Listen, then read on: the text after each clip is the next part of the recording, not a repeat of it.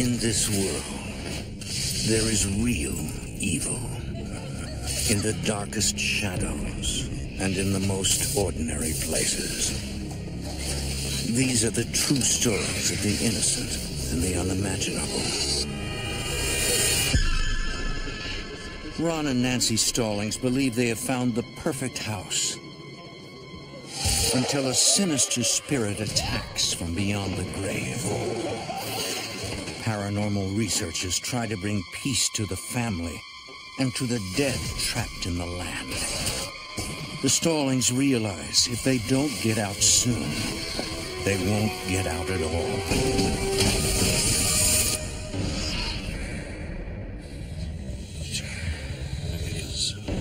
Between the world we see and the things we fear, there are doors. When they are opened, nightmares become reality.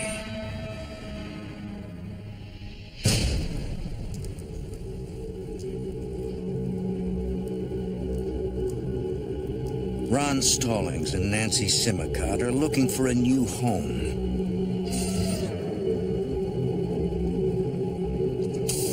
They will be married in less than a week.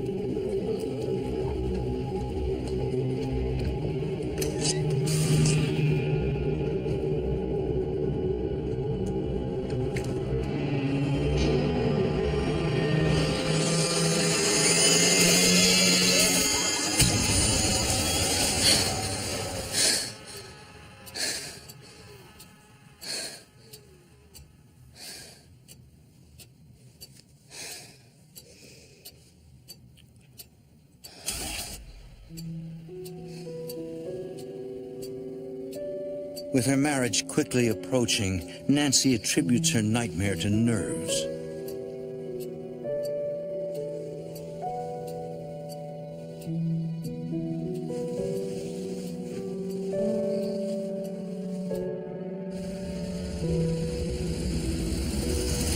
This is so exciting.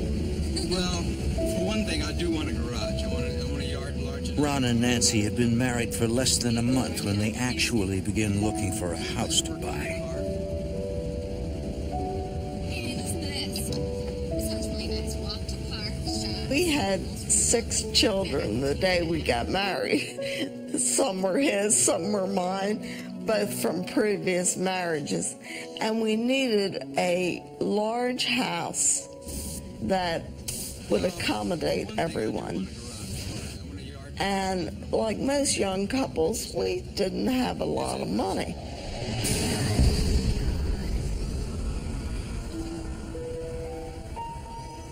The first time that we saw the house, I thought it was a great bargain.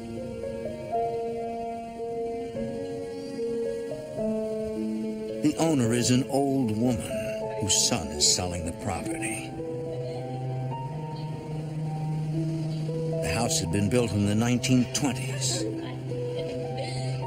It is a spacious, charming fixer-upper, looking nothing like the house from Nancy's nightmare. And remarkably, it is well within their price range. The house has been empty for a year. It needs new paint, wallpaper, repairs. But to Ron and Nancy, it's perfect. They buy the house.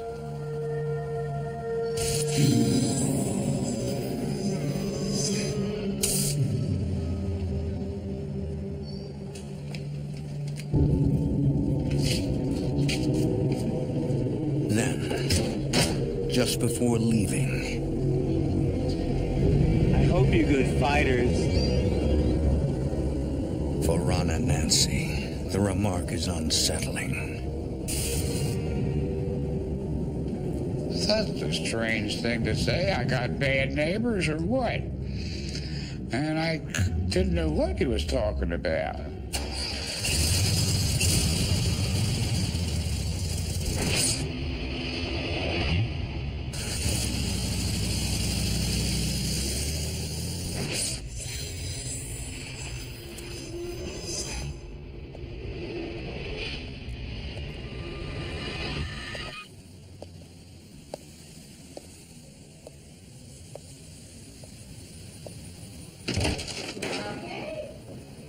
Within 2 months, the family moves in.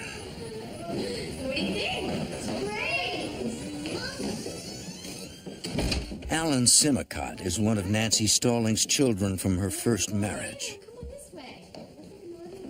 My stepfather had children of his own, and there was kids with my mother, and when they got married, it was almost like the Brady Bunch.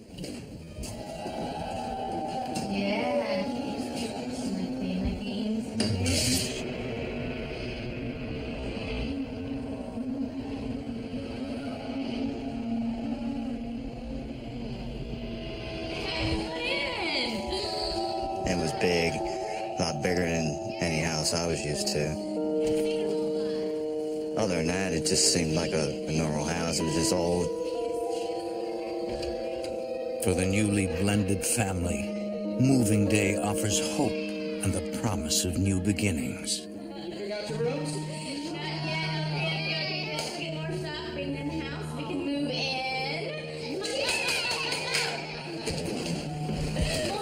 Do you like it? I love it. I love it. I love it. I love it.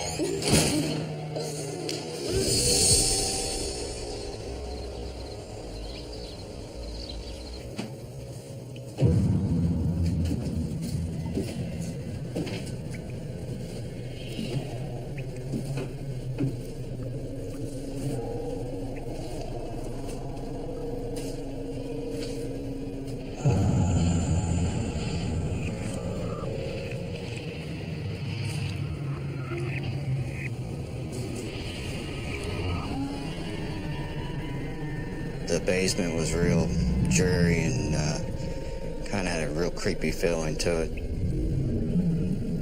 Like something happened there. Like something might happen there again. I didn't care for the basement at all. I mean, from the first day, I never liked the basement.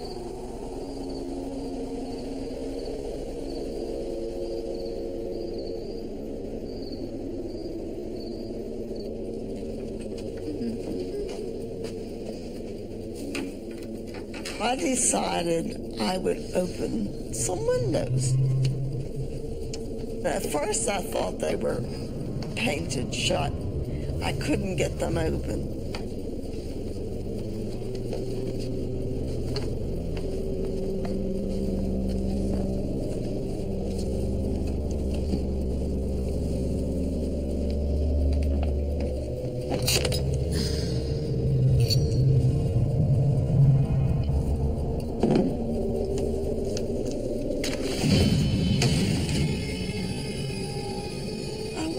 Why? The people had nailed the windows shut with big nails.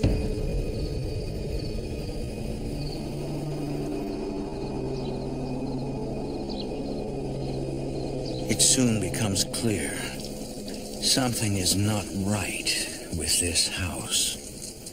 Hey. Whoa, guys. Walking legs in the house. You know better.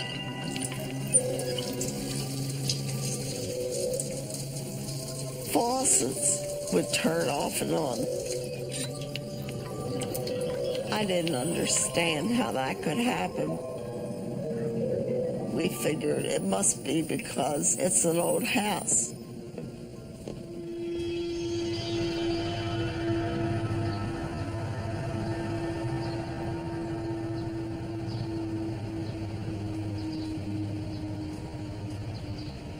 Ready, finished? Yeah. All right, great. You want to guys go out and play?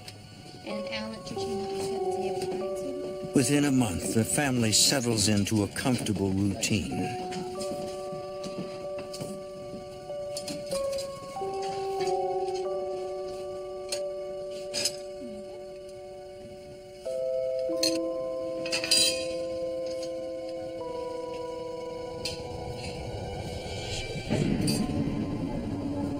All of a sudden, the dishes move. I mean, not just like one or two dishes falling over in the strainer. The whole strainer moved across the counter. And we just kind of looked at each other like, did that really happen? Not wanting to alarm the others, Nancy keeps the incident to herself. a son cannot get it out of his mind. I was freaked out, and it still freaks me out. Summer turns to fall. The days grow shorter. The nights longer. Alan and his younger brother share a bedroom.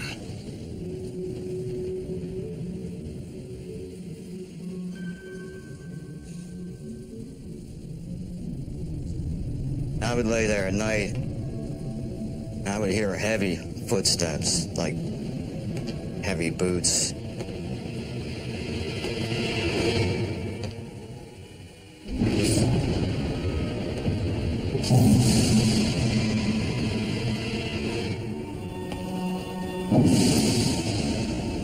I could hear them come up the steps.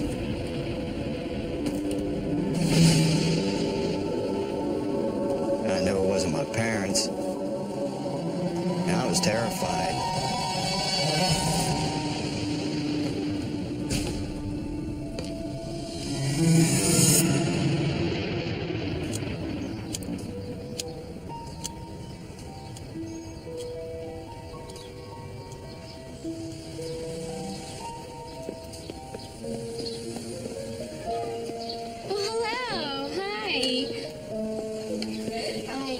Nancy Stallings. Oh, welcome to the neighborhood. Thank you so much. How do you like it?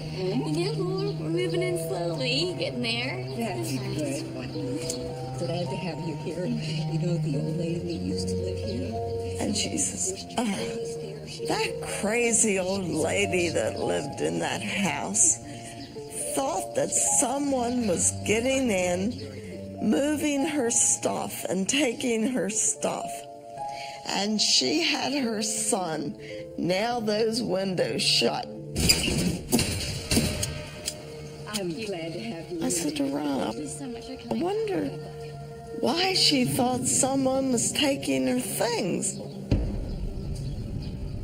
The shocking answer will come all too soon.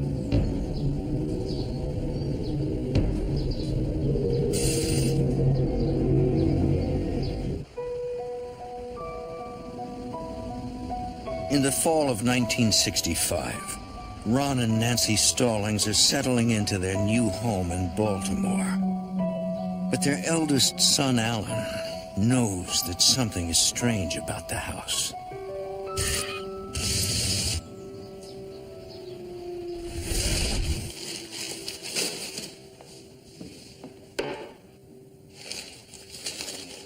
As weeks pass without incident, Nancy's concerns drift away.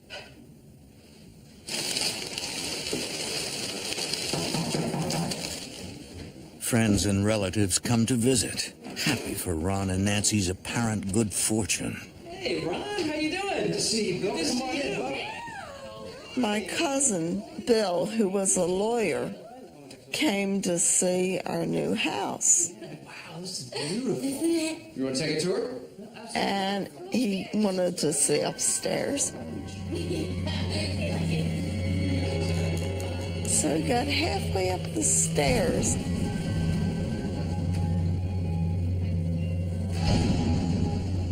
And he got a really strange look on his face.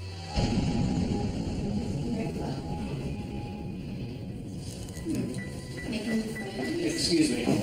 What's wrong? And he said, I don't have time now. I forgot about this. I said, what do you got to be going such a hurry for, Bill? He says, oh, I got to get to court. I just got to get to court. Bill later explains that he was overwhelmed by a sudden feeling of dread. It will be months before he comes back.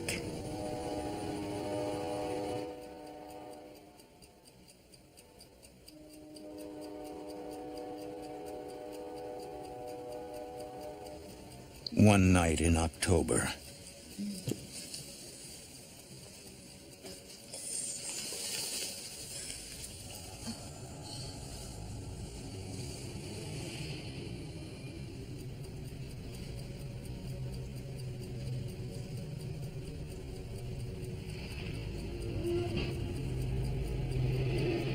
Nancy has the distinct feeling that someone is watching her. Ron, I think I hear something.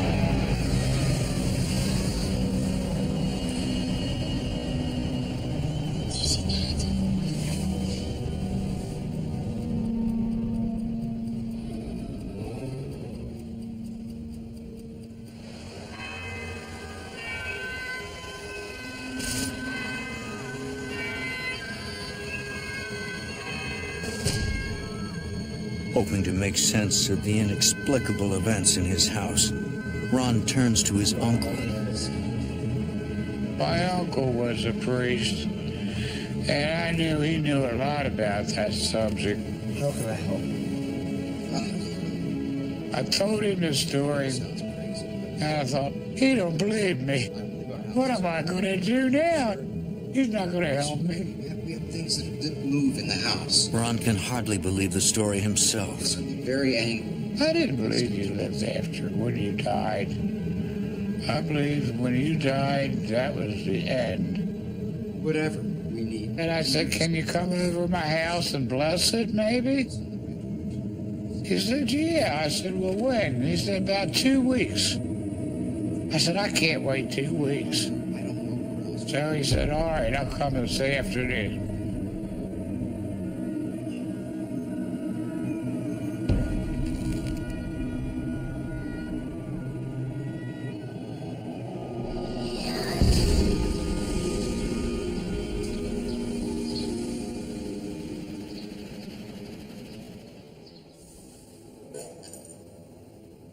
Alan. In the name of the Father, and of the Son, and of the Holy Spirit. We actually had Mass in the house, like a regular Catholic service.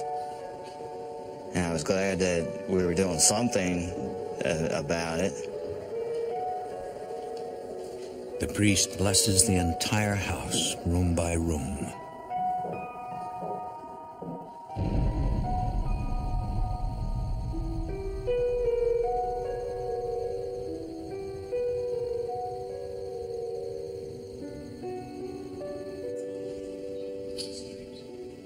I was hoping that it would take care of the problem.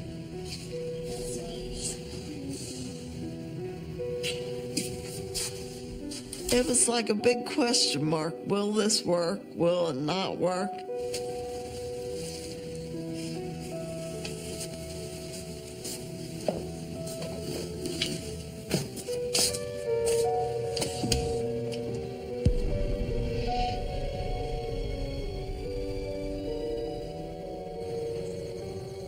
And that night, everything was real quiet. And I thought, well, gee, maybe it did work. Maybe that was the answer. But then it started with a vengeance. We heard a ruckus out on the porch. And it was loud.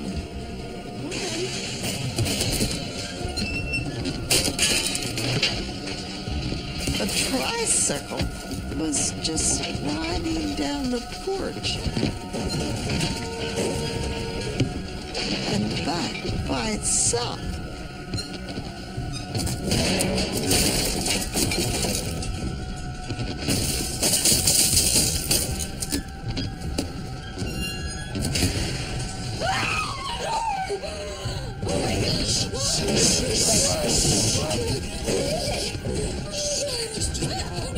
Just sit down. Ron suddenly realizes that the priest had never blessed the porch.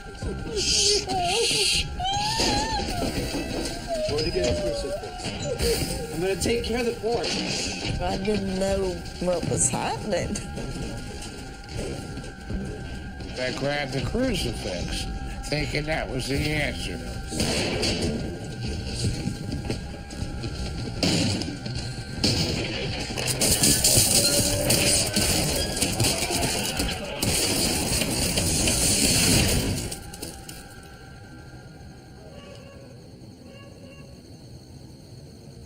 And it stopped.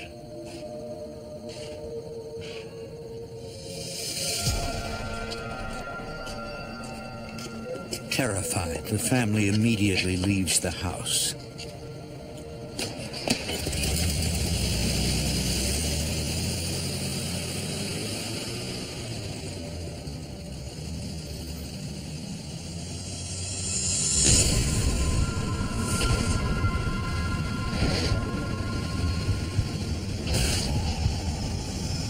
With nowhere else to go, Ron takes his family to his father's cabin about an hour outside of Baltimore.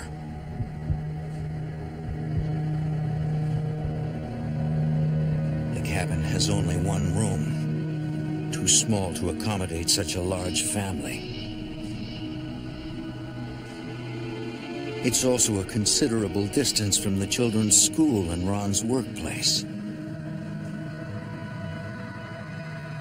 He knows it is impractical to stay there for very long.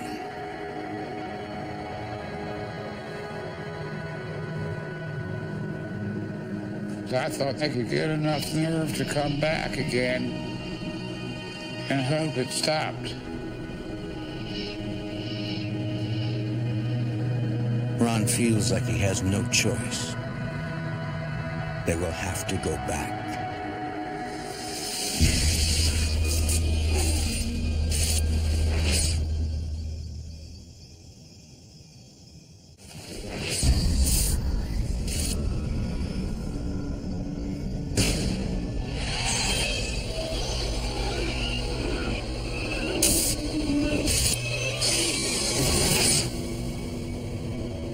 The Stallings are prisoners in their new home. Financially, they are trapped. They have 6 children and one on the way. We wanted to move, but we had all of our money tied up in that house. And with children, you can't just move.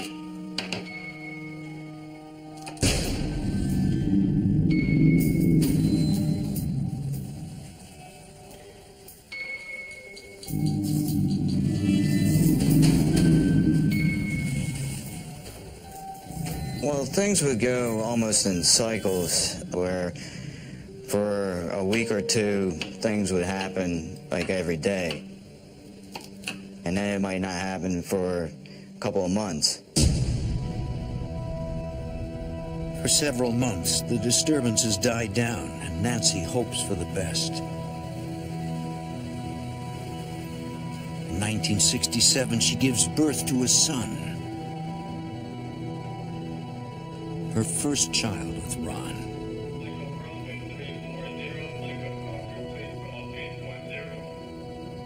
Nancy hopes that she can sleep more peacefully in the hospital than she has at home.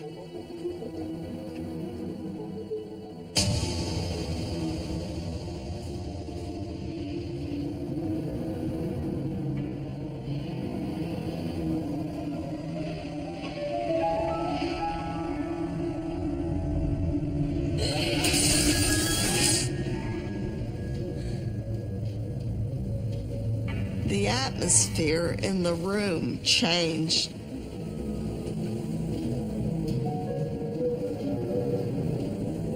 Who's there? I kept feeling like someone was in the room.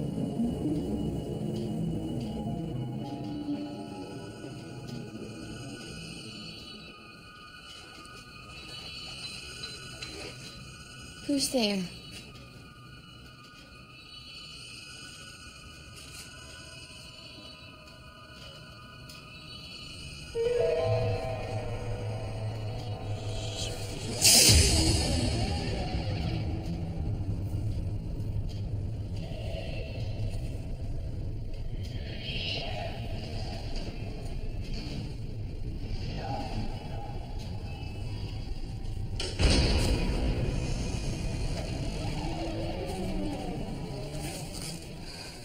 Nancy, what are you doing out of bed? I was a little cold. I'll get you a blanket. Nancy now realizes that whatever has been haunting her house can follow her anywhere.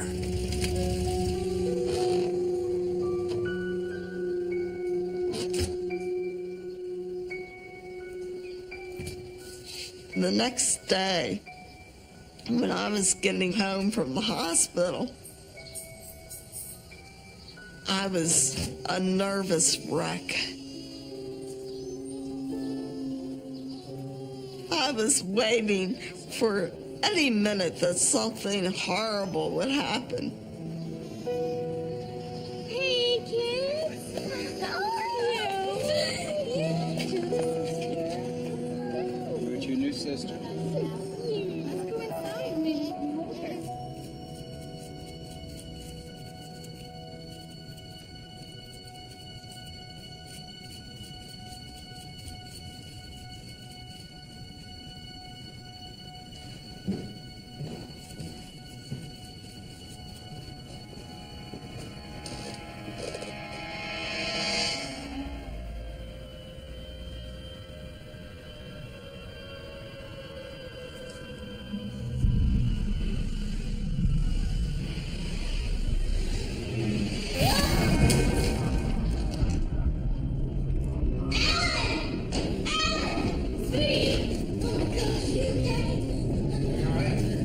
I felt like somebody grabbed me from behind and literally like heaved me down the steps.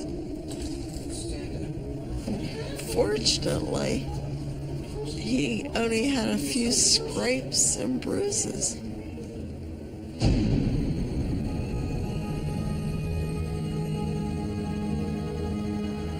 The nighttime just made it worse. There was really no place to go.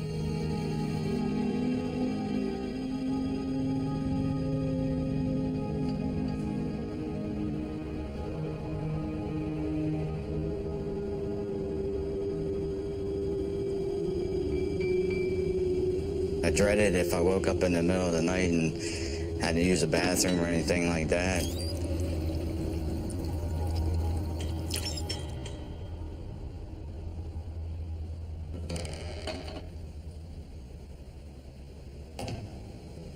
First reaction, somebody's breaking into the house. The hair on your arms would stand up.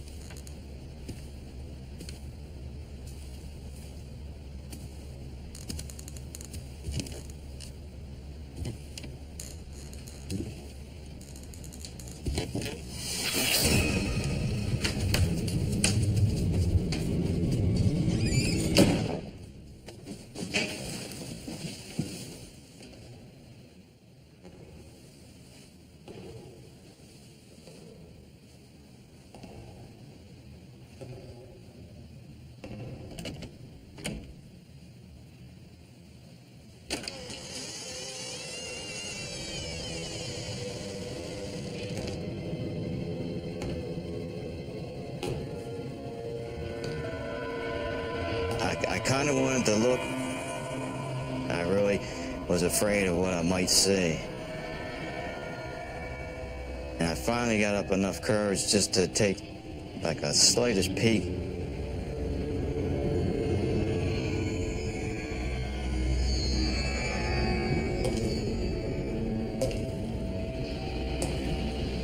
But then I heard the footsteps go back out.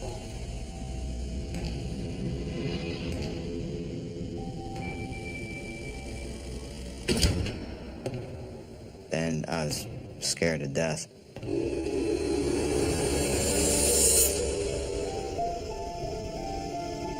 Alan can no longer remain silent. He tells his parents about the footsteps. I just don't know what we can do about this. I felt so hopeless. How do you fight something that's not alive and you can't really grab it, but it can push you? It's your fault. I didn't say it was your fault. I'm not blaming you. I mean, I just don't know what to do. You woke up the baby. Are you happy now? We were frustrated. We didn't know what to do or where to turn. Ron and Nancy decide to put their house on the market. They told me that they know a report. Still, they are desperate to find a short-term solution. We can talk to them and at least find somebody that can help us. I made the mistake of telling a fellow I work with about these strange things that were happening. And he said, "Hey, I can get you help through the newspaper." So I said, "All right. If he wants to see it, and that's the only way I get help, then I'll do it that way. But I don't want no story in the paper." Now, if you could just tell me a little bit more about this. So sure enough, the man came. Please remember, we don't want our names to be in the paper. Not a problem. I will not put it trust at all. The reporters seem sympathetic. What are the facts? I need some hard evidence. What are Things move. Toys. Toys, specifically toys. He promises to find them an expert, Was pushed down the stairs. Our son. someone with experience dealing with the paranormal. And you know what? That's everything I need. I can give you that. But Ron and Nancy have placed their hopes in the hands of the wrong man.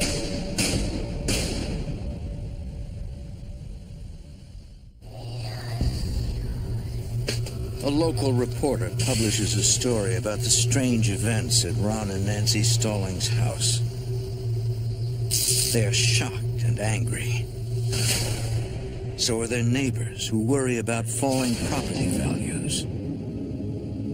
And prospective buyers who suddenly stop calling. The neighbors were pretty bad. They ridiculed us, and we put up with a lot of harassment. Nobody believed in ghosts, supposedly, but nobody wanted to buy it either. So we were stuck there.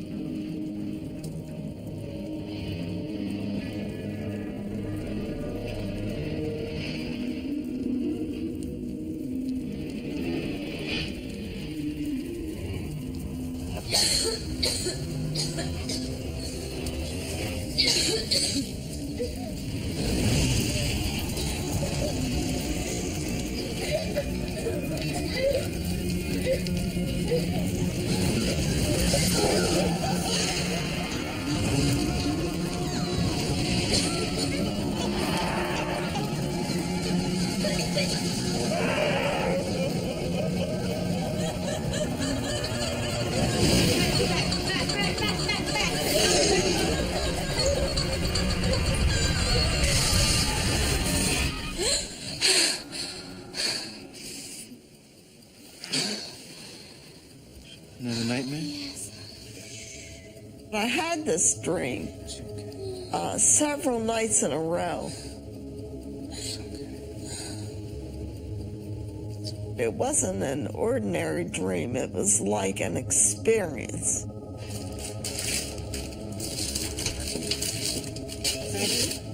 About the third time I had the dream, I began to smell gas in the house. The gas leak somewhere.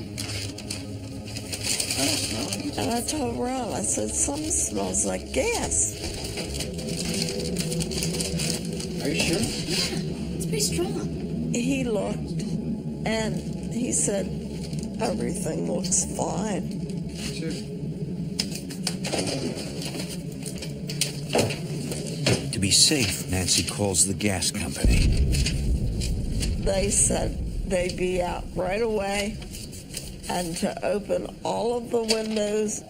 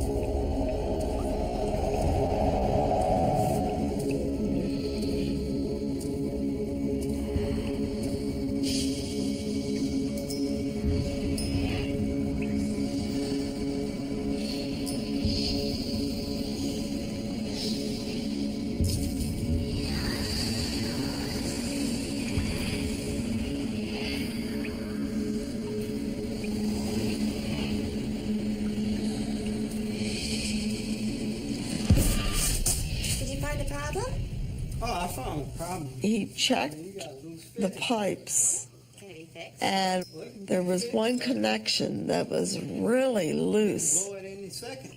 Blew the pipe? No, the whole house. The gas leak was so bad that the house was a bomb.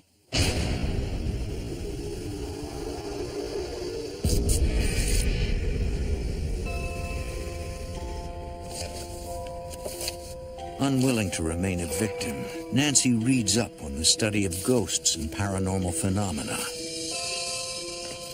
One book in particular catches her eye. It is written by Hans Holzer, an expert from Austria. In the book, he talked about getting rid of ghosts, and he had an address where he could be contacted. Nancy sends him a letter.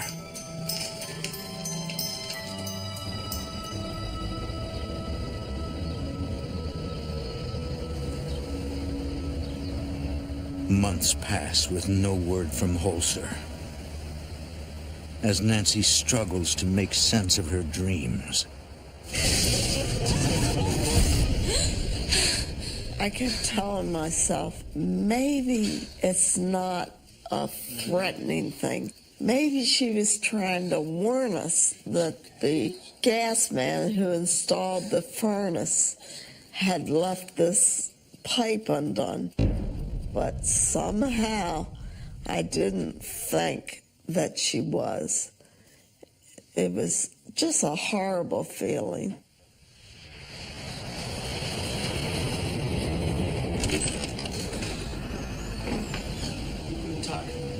I'm Hans Holzer. This is my associate. finally Hans Holzer arrives, accompanied by a trance medium. You cannot investigate hauntings and ghosts by just going around with Geiger counters and other technical equipment and wait for things to happen. You must use a trance medium, a human trance medium. Nothing happens without it. Everything else is useless.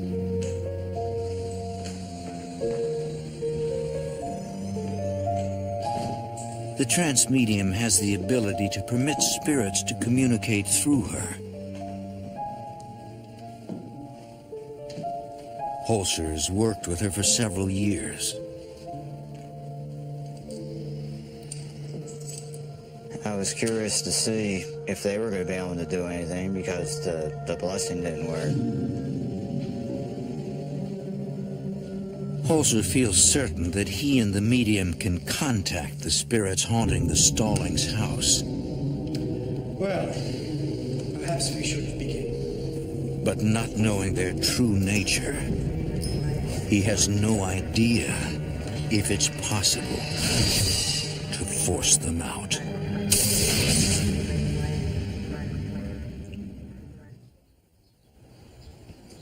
For nearly a year, spirits have haunted the Stallings family. With the help of a trance medium, Dr. Hans Holzer will attempt to contact them,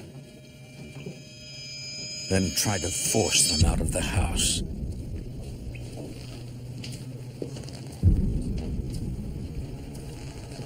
The medium senses an unnatural presence. She was saying there were several different entities there in the house, and the spirits would actually talk through this woman.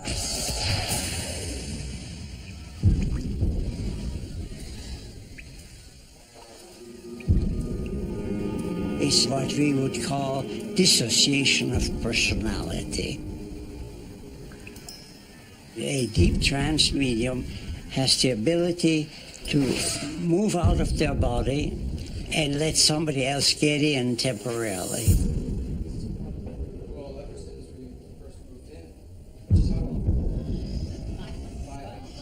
It is Holzer's job to then communicate with the lost soul.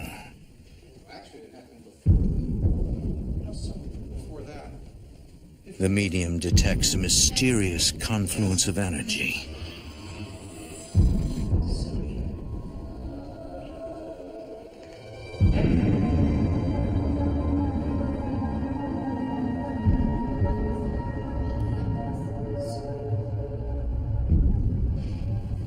She feels something.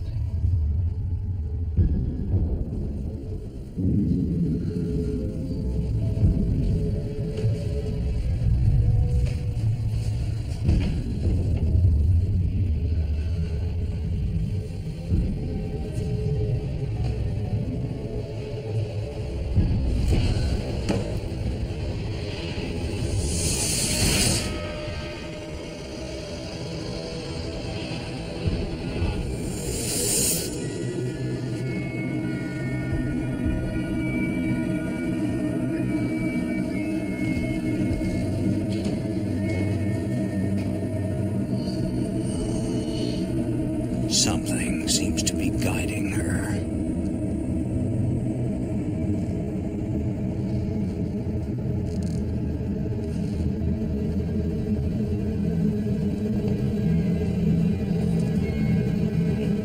When she emerges from her trance, she has a name: Louis Fontenille. It means nothing to Ron and Nancy. She asked him what he was doing there, and he said that he was waiting for supplies to come in on the Constellation in the Baltimore Harbor, and they were there to protect the city. This is Civil War territory, just at the border where the North and the South met. And there was anger, a lot of anger in that area. Holzer suspects their ghost to be a soldier from the Civil War. He's watch at night, wandering. Somehow he's trapped between life and death. It seems impossible to Ron and Nancy, as the house was only built in the 1920s. We were told that it didn't have anything to do with the house itself. You could have a brand new house that was basically tied to the property, not the house.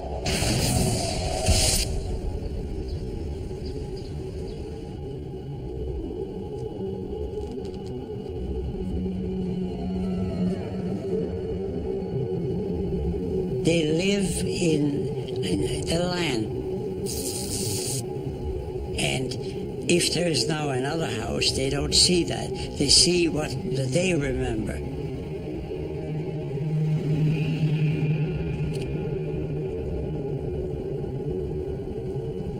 Suddenly, the medium detects another presence.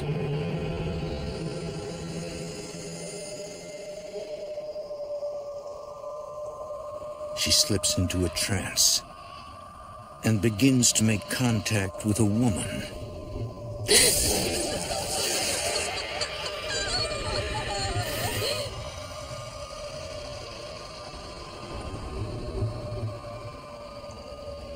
The woman is angry. The medium senses a name. Kittinger. She asked this lady, why are you doing this to these people? And she said, well, these are my servants, and they're insolent. They don't listen to what I'm telling them to do. She thought that she still owned the house. The only problem we have with ghosts is they don't know exactly what they are. They die and don't know they're dead, and they don't know what happened to them, and they're confused. There's no question here. Later that evening, Holzer delivers his prognosis. Holzer believes Nancy to be psychic and that her dreams are not nightmares, but psychic communications from the world beyond the grave. The problem was that you had a medium in the house, living in the house, and that's Nancy. And as long as there's a psychic living there, they will get energy from that and stay. You see Nancy? We had opposing forces in the house. One was evil, and some were benevolent. Nancy believes that the Civil War soldier Louis Fontanille is protecting her family from the malevolent ghost of the old woman. And in this case, She was close to being insane.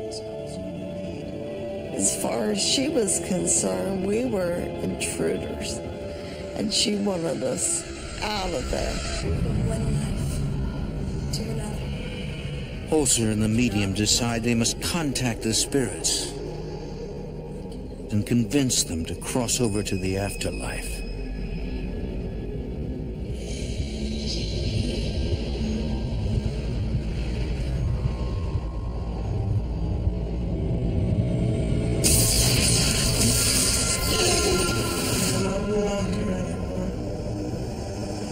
Past one life to another.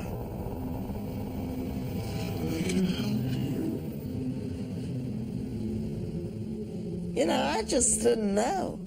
I didn't know what to think.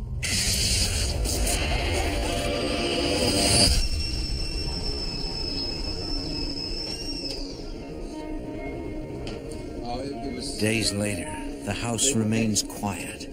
It was the Nancy's cousin Bill becomes intrigued by everything he's hearing about the haunting. You been to the house? Seems a little odd, thank you. Yeah. He admits he'd always felt uncomfortable in the house.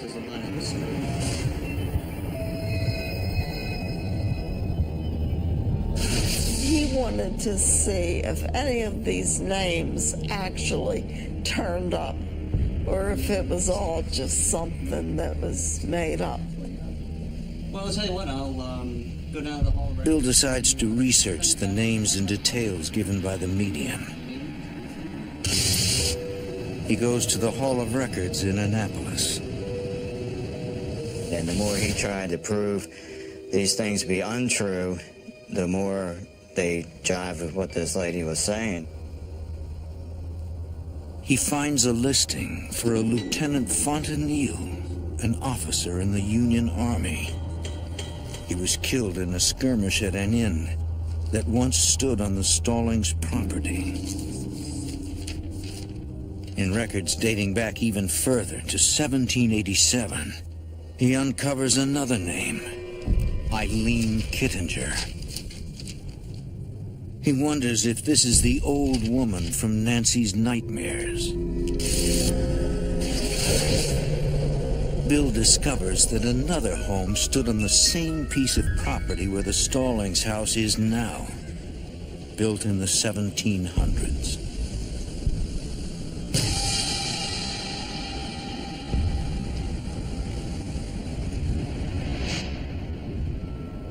Sifting through tax records, deeds, and ancient maps, Bill notices a disturbing trend, a shocking revelation that even the medium failed to detect.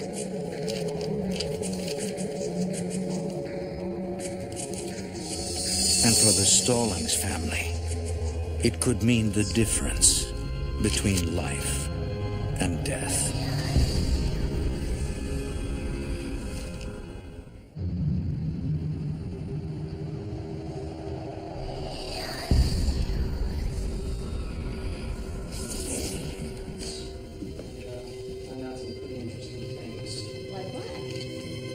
Bill returns from the Hall of Records with a shocking discovery. Records showed that every family who ever lived on that land had at least one person die before they moved. Each owner? I was really afraid that one of us, a member of our family, that something would happen to them, before we got out. After months of trying to sell the house, Ron and Nancy finally find a buyer. They even express interest in ghosts. What's with the crucifix? The rumors of a haunted house seemed to them a selling point. That's great.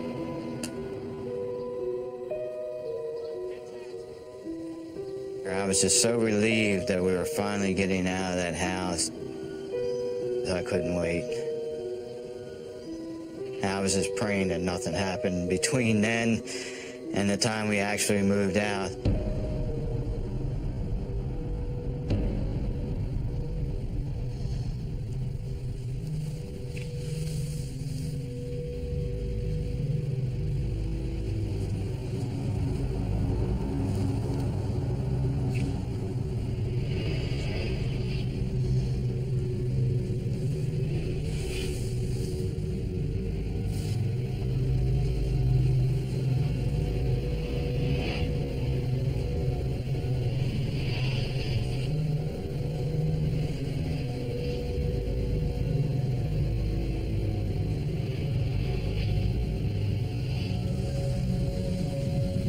Lewis came to me and he said,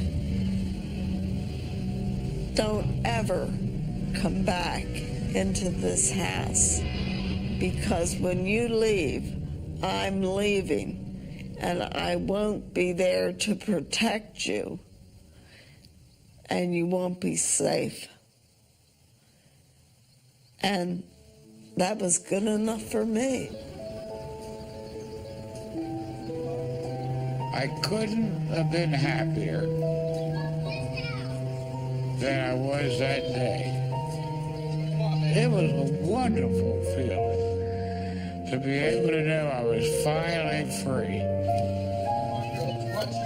The Stallings cannot depart fast enough. They leave even before the movers come to pack up their furniture.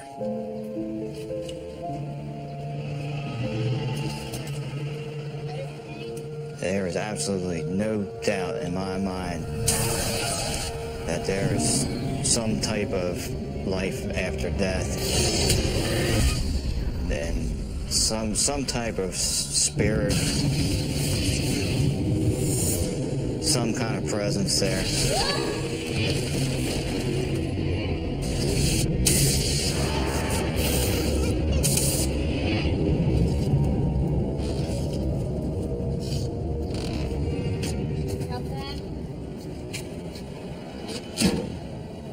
Just before the family departs, Nancy recalls an item she left in the bedroom. What? Where are you going? Just take a second. I'll be right back.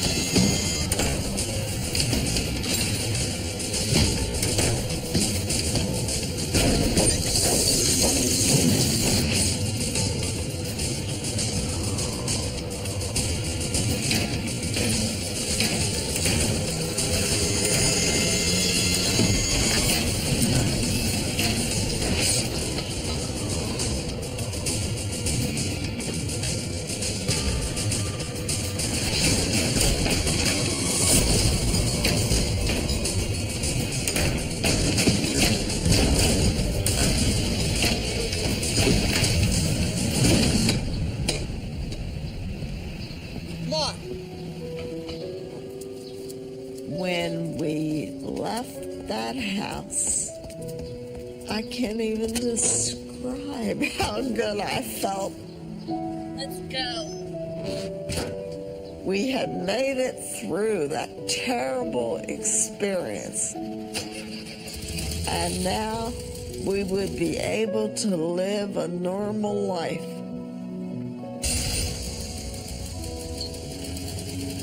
For the Stallings family, the nightmare is finally over. But what terrible fate lies ahead for the new owners? No one, not even Dr. Holzer, can predict with any certainty whether the haunting will ever stop.